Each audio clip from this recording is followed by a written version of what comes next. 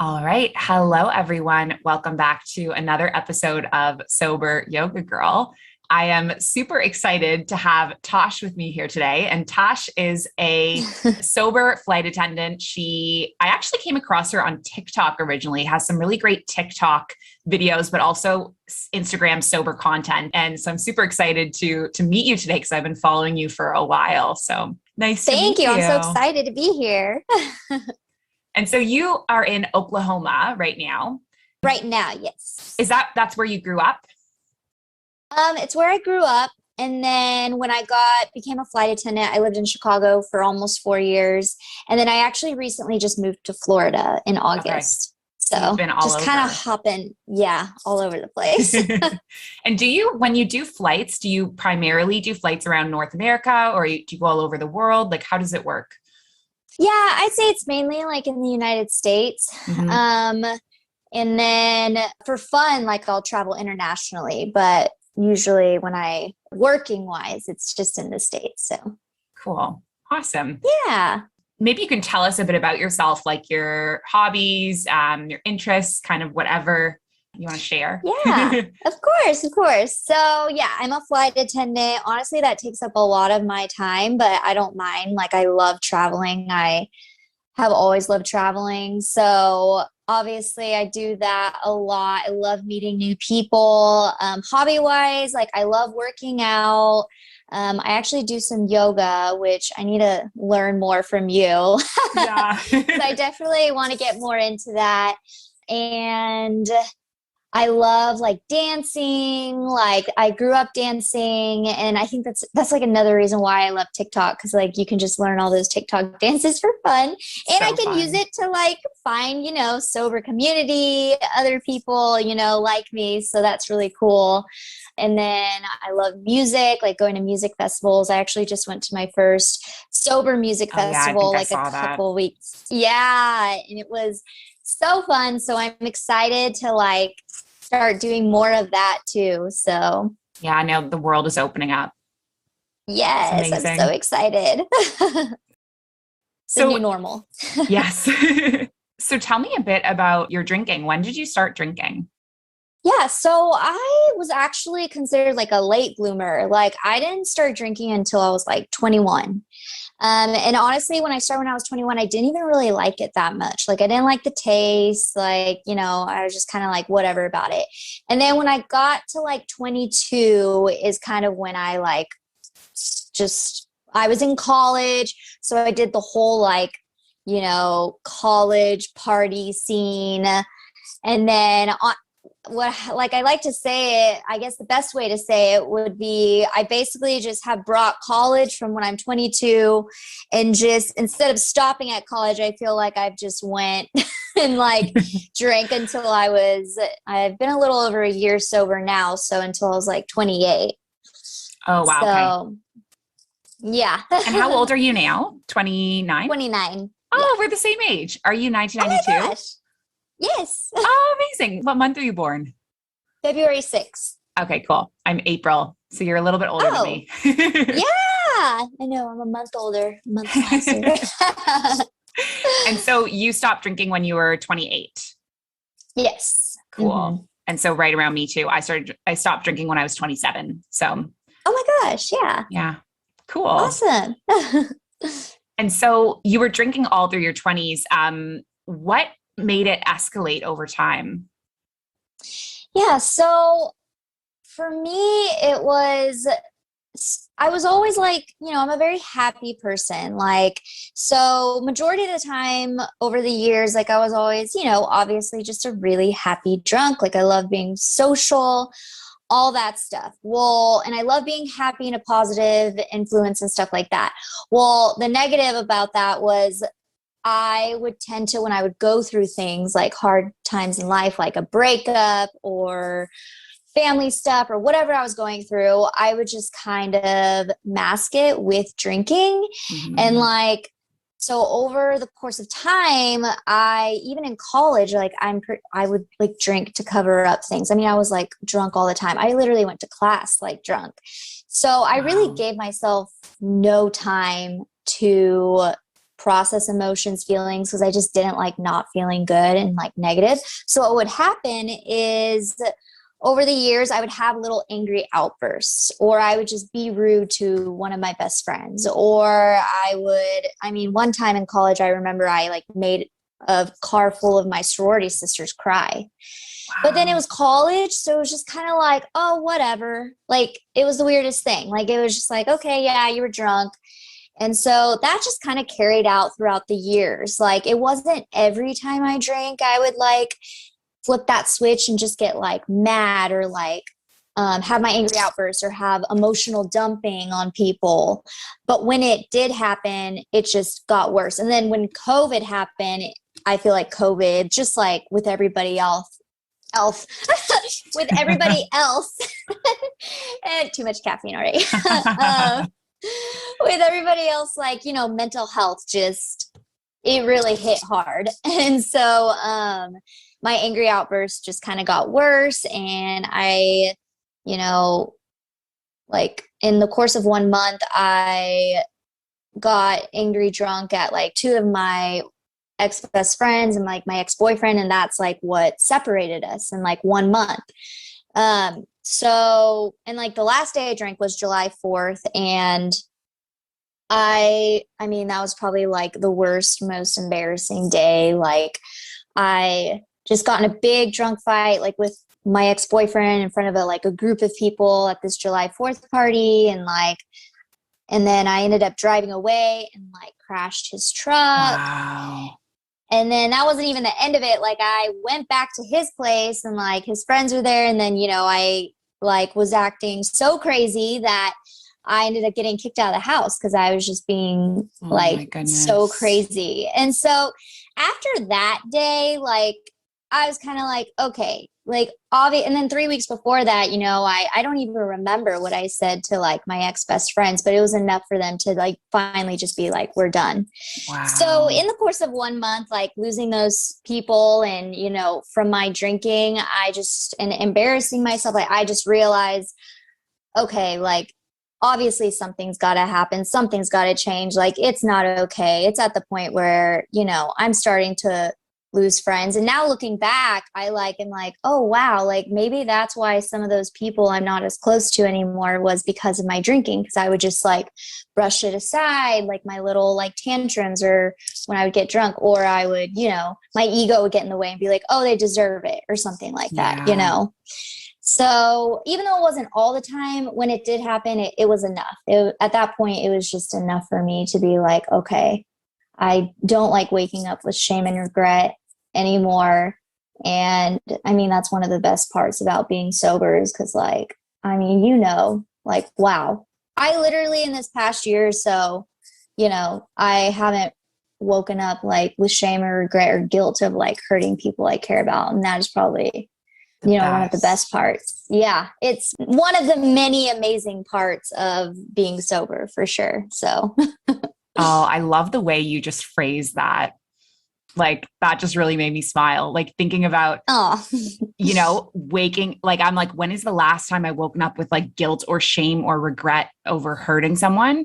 I couldn't tell you. And it used to be, and it wouldn't even be for me. Like, sometimes you wouldn't even have guilt or shame. You would have like just anxiety, doom, thinking, I would think that everyone hated me like every morning. Yes. Yeah. Because I couldn't remember moments of the night and was like trying to piece them together. And then you just don't know what people remember, you know, and you have these moments where you think you're like best friends with someone, like you're screaming with someone that you're best friends over the music. And that's just like done in the morning, you know, like, it's like, who's that stranger? Like, yes, like that anxiety. And that was probably another thing is like, now I know when I do mess up, like I can make amends for that right away or something, you know, that's the great part about it. It's not like I'm suddenly perfect. I still have that anger in me, you know, but now I can definitely have a handle on it more instead of putting, you know, a liquid that will depress it in my body that makes it worse. So now it's like, even if I do, it doesn't get nearly as bad when I do get angry. And when I do maybe have like a little like bratty moment or, you know, not the nicest, like I can make amends for that right away and like Right. fix that for the future. So yeah. And that's another thing about the anxiety thing, like waking up, like you're like texting your friends also like, oh, did I do anything to like Yeah. hurt you? And they're like, sometimes they're like, yeah, dude. Or other times they're like, what? Like you're freaking out. You're overthinking. You're like, Yeah. I don't miss that feeling at all. Like I love knowing when I wake up the next day being like, cool. All right. It was a great night. Like, Yeah. And everything. That's the other thing is like, if you have, you have moments where you get upset or get angry or whatever, but you know exactly what happened in what order, so exactly. it's like not a mystery of like what happened. Like you know the story. And so it's easier to like problem solve and apologize when we need to. yeah, exactly. Okay. So you stopped drinking on July 4th. So, well, July 5th, the day after. Yeah. So, so what was that like? Like, what did your sober journey look like for you? Yeah. So, man, I mean, definitely the beginning was not easy. I mean, I feel like that's, pretty common for all of us when you go from like drinking a lot to just like cutting it all out. So, especially when you're drinking for your feelings, suppressing things. So that was not easy. So I actually had one sober friend at that time. Like I only knew one sober person who was completely sober. And so I reached out to her and I called her and I was just like, I think it was like either July 5th or maybe it was within like 2 or 3 days since July 4th. And I was just like, I don't know what to do. Like, I need help, clearly. And the first thing she recommended to me was going to AA meetings. So that's what I started doing in the beginning. And I went to meetings all the time. I would say that was probably like my like saving grace in the beginning for sure. Meeting more sober people and having that community of people. And then I'm still a part of AA, but I would say I'd also, at this point now, like I listen to a lot of podcasts. Slowly over the past year, I would start listening to podcasts. I would read a lot of quit lit books. I would start meditating. That's when I actually got super into yoga and like meditation and stuff. Cause that like, oh my gosh, like just incorporating that into like my daily routine, especially meditating has been like, for my anger, that has been like a saving grace for me. So, working out more, going on mental health walks, like I don't know, there's something about going on a walk that just gets me hyped now. I mean, like sometimes when I would be so angry, I'm gonna go on my freaking walk. So I would just go on a walk and like for some reason I would, and now because like of, doing all those things, it's made me more interested into like the science. Like why am I like happier now? Or like why, after being sober and cutting things out, why am I enjoying these things more and stuff? So that's why I got into like quit lit and stuff like that. Cause I want to learn more about what exactly did alcohol do to my body, my brain, and everything. And yeah, I'm trying to think if there's anything else that I did that. Oh, social media. Oh my gosh. I mean, hello. Yeah, like here we are because of social media. Having like a sober community.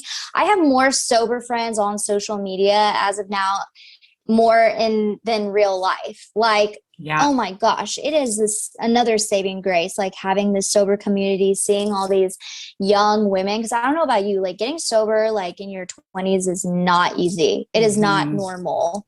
It's not normalized at all. So having like, it's really hard to find that community of younger women, younger people who are also sober in person. So having that community on social media, that has been like super helpful too. So totally. And when I got sober with 1 year, no beer, which was amazing. I don't know if you've heard of that UK based organization. I haven't. They were great, but it was kind of like, I don't know, super masculine. It was run by 2 guys who are super cool, but everyone was like running a marathon and I was like one of the youngest people on it basically. And I didn't really know that sober Instagram like existed. I'm trying to think of how I found out about it. It might've been reading The Unexpected Joys of Being Sober. I came across this book and then I followed Catherine Gray And then all of a sudden it was like Millie Gooch and like all of these sober women were coming up. And now it's my whole Instagram is just all these cool sober women. Mostly a lot of you guys are in North America. There are like some in Europe. I definitely know I'm like the only one in the Middle East that I know of. Wow. Yeah, you're the only one out there too that I know. Yeah. And I think it's because the culture, we're just behind you guys, because the culture here, like alcohol is so forbidden to begin with, that then to be talking about having a problem is like, it's a little cutting edge for this part of the world. Yeah. So I did feel very alone. And through finding all of you guys on social media, I just feel so connected and like part of something. And I have people that get me. So yeah, sober social media is like amazing. A lifesaver. Yeah. Yeah. Absolutely. So since it is forbidden over there, is there like a drinking culture? Like, would you say like, I mean, I'm guessing it's more secretive if it is, or Yeah. Okay. So I moved to Kuwait first when I was 23, and in Kuwait, alcohol was completely illegal. So it was really like, I learned how to make wine. I was like, the people I connected with were like my wine dealers. Like I basically would go out with anyone that could like get me alcohol. You could get alcohol on embassy property. So like the American embassy, the British embassy, the Australian embassy. So like I'm, dating people that have invites to these places. Like, and that was my early 20s. It was like the weirdest time of my life. And so that was 2 years. And then I was, of course, flying out. So then I had a partner who, I'm like, this is the episode where I'm going the most into this. So I love it. This is why I'm a flight attendant, like meeting people, hearing these stories. I totally get it. So we started flying out to Abu Dhabi and Dubai. And here it's kind of like I've never been to Vegas, but I imagine it's the Vegas of the region, in that people come here and just kind of have their wild sort of weekends type of thing. And so here alcohol is legal, but because part of the local culture, it's still like forbidden. There isn't like education and awareness and openness the way there is in North America around like AA is very secretive. Everything is super secretive. And so as a result, I just find that the culture is like wild. Like for me, it was like my personal paradise, because there aren't any laws. So you can buy tickets for an all you can drink brunch on the weekend that starts drinking at noon until midnight, all you can drink. And this is what we do every weekend. And so it's like, it gets really out of control for the expats. And so I had come here. So I decided to move here. And then I was just from one extreme to the next and just going so hard. And, when everyone else is doing it, it becomes normal. And so I hit a point. I do think it accelerated me to sobriety much quicker. I do think if I had not had these extremes in my 20s, I would probably still be drinking, but I'm super grateful for it, because it just like kickstarted, the best part of my life. So yeah, no, I can see like why, I like how you said like with the extremes, because even though I was like a late bloomer, I feel like I went really hard from like 22 to 28. And I'm kind of glad that I had like those, episodes and like the really bad, it was bad enough for me. Like my like rock bottom was bad enough for me, where I'm like, I'm kind of happy not happy, but the things that happened were unfortunate, and I feel bad about it, but I'm kind of like glad that I went through those really embarrassing times, because then it pushed me to make a change, because I don't like being that person at all. Yes. So totally kind of thankful for those extremes, not just like drinking and like, life is okay type of thing and nothing happens, but like, you know what I'm saying? Totally. And I remember at the early days when I was part of One Year No Beer, a lot of people were commenting on, I would be posting and a lot of people were like, I wish I, figured this out when I was your age. Like, I wish a lot of people say, I wish I got sober younger. And so I do feel fortunate in that regard. Absolutely. I'm thankful. Like now we have this whole, like, we're still young. Yeah. We got this whole life, like 30s, they always say are your prime. So we're about to be sober in our 30s. Like, I'm ready. So tell me about like, how did you start posting on Instagram and TikTok about your sober journey? Like, how did that begin?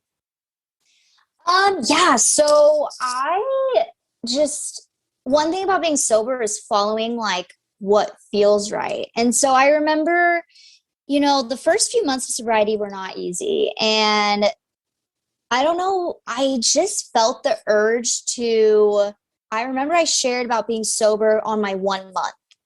And then I had decided, just to kind of also hold myself accountable, but just to post like every month at least about, being sober and like what it's done in my life. Cause I've always, grown up wanting to help people. Mhm. And something about my social media and my life is when I was drinking, I always just wanted to come off as this perfect person, and I feel like a lot of us do.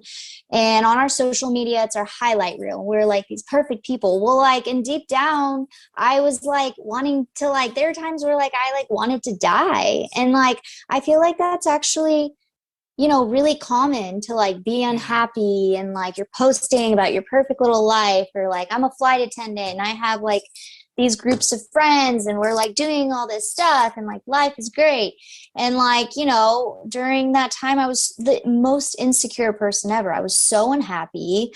Like that wasn't the case at all. I was just drinking all my feelings away and kind of just faking it. So whenever I got sober, I was like, I want to be real with people. Like, I want to help people that are going through this too. Like, you don't have to cover it up.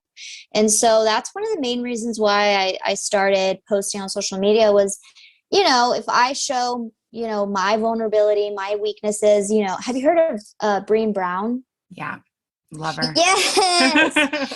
So like listening to her TED talk and like just listening to her speak like on podcasts and stuff, like she talks about vulnerability and like how that's actually a strength. Mm-hmm. And so I just decided, like, I just felt right. Like I felt like God wanted me to use my social media as a platform for, being sober and being raw and being real with people. And that's why I started posting, and I want to help other people get sober in their 20s too, because, I've went to these meetings and like I've met a lot of sober people. A lot of them are like older, and it's hard to find younger people. I mean, we're still having difficulties we're having difficulties, and we've been sober for like over, around a year. So I feel like I'm comfortable enough to be really open and vulnerable with my life and just help other people who are around my age too, that are probably struggling with the same thing.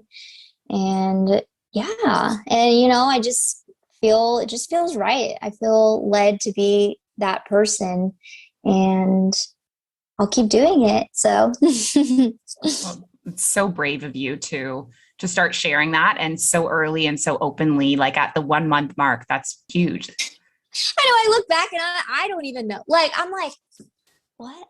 Like, what? I'm telling you, like, my higher power is God. Because, like, I mean, I still get nervous, like sweaty hands sometimes before I post. But, there's, I feel like I get butcher sayings, but something about, whatever you're most fearful of is probably what is right. It's probably what you should do. Take that leap of faith. So anytime I have posted too, I feel like, I've had people reach out and be like, thank you so much for being vulnerable and things like that. So when people, reach out to me and say that, I'm like, okay, I am doing the right thing. Like, I am helping other people who may be struggling with their alcohol too. So it makes it worth it for sure. Yeah. Oh, that's amazing. And you have like tons of followers on TikTok, right? Like, I feel like it's in like the tens or 20,000s. Maybe around 20s, I think. That's huge. Something like that. That's amazing. You clearly reach so many people and touch so many people. So that's what I want to do. I don't want anybody to be sad or depressed, because I know what that's like. That's so amazing. And so you mentioned when we were chatting at the beginning about wanting to reach people in like the airline industry. Can you tell me more about that? Yeah. So like in the airline industry, I mean, drinking, like the alcohol culture is just, in the airline industry, it is a stressful job. You know, you're meeting hundreds of people throughout the day. I mean, and you're taking care of these people and all different types of people. So that can get stressful, you know, like people get anxious when they're coming to the airport in airplanes, and like, you know, that anxiety doesn't always come off in the best way, you know? So that's a lot to take on, all those emotions and of different energies of different people throughout the day. So of course that stresses us out. And so, I mean, it could be like a Tuesday. And if we have like a 15-hour layover, 12, 13-hour layover, like, and we're in Nashville or something, and it's like 2 p.m. on a Tuesday, what is the crew going to want to do? They're going to want to go drink, you know, or at the end of a trip, like we're tired, exhausted, mentally, emotionally, physically. So, you know, people want to drink their wine to relax. So, and then just being in the airline industry, I mean, you know, we're going to all these cool places. Like, why, of course we want to go travel, explore places and have fun and party and whatnot.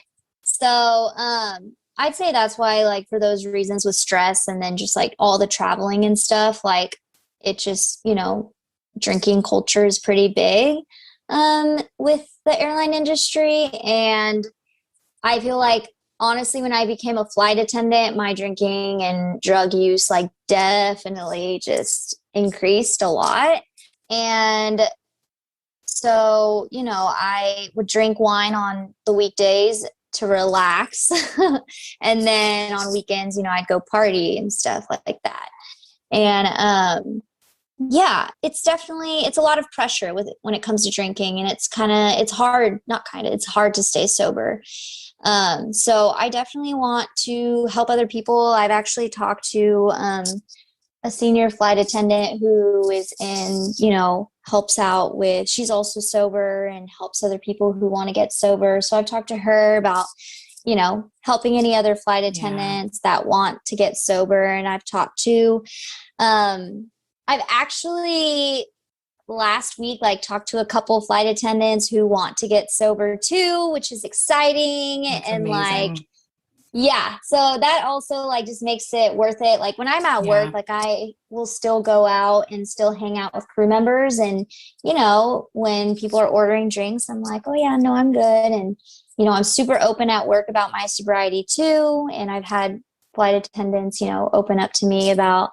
their relationship with alcohol. So yeah, I just want to help a lot of flight attendants and even pilots or whoever, because I know how stressful, especially, I mean, I know, you know, I'm sure you heard about like all the COVID stuff and the masks and everything. Like, you know, it's kind of crazy out there. So if I can help people, you know, deal with that stress in a different way, that's what I want to do. So that's amazing.